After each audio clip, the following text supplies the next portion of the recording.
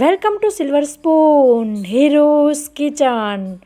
આજે આપણે અપમ પાત્રમાં ફરાળી પેટીસ બનાવીશું અને તે પણ 1-2 ટીપા તેલમાં જ. તેના માટે સૌપ્રથમ એક બાઉલમાં અડધો કપ બાફેલ બટેકાને મેશ કરીને લેવા. પછી તેમાં 1/2 ચમચી મરચાંની પેસ્ટ ઉમેરવી. પછી તેમાં 3 ચમચી શેકેલા સિંગદાણાનો ભૂકો ઉમેરવો.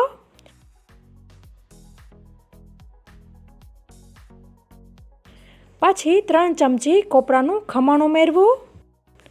પછી અડધી ચમચી ધાણા જીરું ઉમેરવું. જો તમે ફરાળમાં ધાણા જીરું ન ખાતા હોય તો તમે સ્કીપ પણ કરી શકો છો. પછી તેમાં અડધી ચમચી તલ ઉમેરવા. પછી અડધી ચમચી ગરમ મસાલો ઉમેરવો. ગરમ મસાલો પણ તમે ફરાળમાં ન ખાતા હોય તો સ્કીપ કરી શકો છો. પછી સ્વાદ મુજબ મીઠું ઉમેરવું.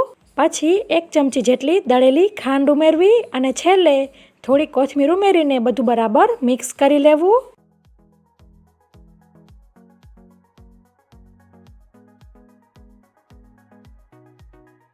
પછી સ્ટફિંગના સરખા 14 જેટલા નાના ભાગ કરી લેવા. પછી હાથ ગ્રીસ કરીને તેના સરખા બોલ વાળી લેવા.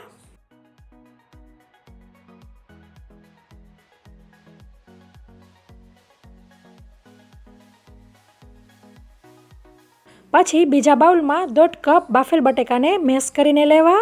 ધ્યાન રાખવાનું છે કે તેમાં કોઈ પણ બટેકાની કણી ન હોય, સરસ મેશ થયેલા હોવા જોઈએ. પછી તેમાં 4 ચમચી તપકીરનો લોટ અથવા તો આરા લોટ લેવો અને સ્વાદ મુજબ મીઠું ઉમેરવું.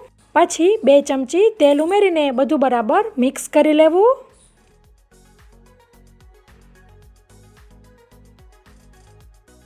પછી હાથ ગ્રીસ કરી તેનો એક બોલ બનાવી લેવો અને આવી રીતે થેપીને તેમાં સ્ટફિંગના બોલને સ્ટફ કરી લેવો. તમે જોઈ શકો છો કેવી રીતે કરવું તે. આમ બધા બોલને સ્ટફ કરી લઈશું આપણે. અને જો એવું લાગે તો તમે આ કવરિંગના પણ સ્ટફિંગની જેમ સરખા ભાગ કરી શકો છો. એટલે આપણને સ્ટફ કરવામાં સરળતા રહે.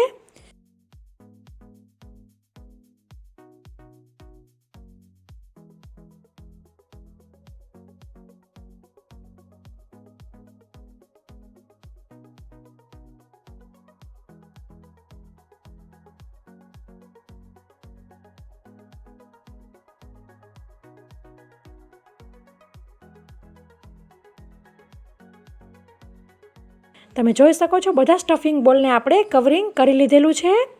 હવે એક પ્લેટમાં તપકીરનો લોટ અથવા તો આરા લોટ લઈશું અને બધા સ્ટફિંગ બોલને આવી રીતે કોટ કરી લઈશું. પછી અપમ પાત્રમાં આમ થોડું તેલ એટલે કે 1-2 ટીપા જેટલા તેલ ઉમેરીને ગરમ કરવા મૂકવું.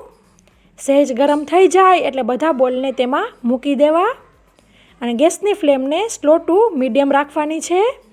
આમ થોડીક વાર પછી તેને હળવા હાથે પલટાવી લેવા. આમ તેને થોડી વાર પછી બધી બાજુ પલટાવીને ગોલ્ડન સરસ ડિઝાઇન થાય ત્યાં સુધી કૂક કરી લેવાના છે. આમ અપમ પાત્રમાં પેટીસ કરવાથી એકદમ થોડા તેલમાં પેટીસ તૈયાર થઈ જાય છે. તો જે લોકો હેલ્થ કોન્શિયસ છે અથવા તો ડાયટિંગ ઉપર છે તે લોકોને પણ ફરાળમાં એક હેલ્પ મળી જાય છે અને સ્વાદ તો તળેલા જેવો જ આવે છે. તો મિત્રો, તમને મારી રેસીપી પસંદ આવી હોય તો લાઈક કરો અને તમારા ફ્રેન્ડ ઓર ફેમિલી સર્કલમાં શેર કરો જેથી તે લોકો પણ આવી હેલ્ધી ફરાળી પેટીસની રેસીપી જાણી શકે. Thank you.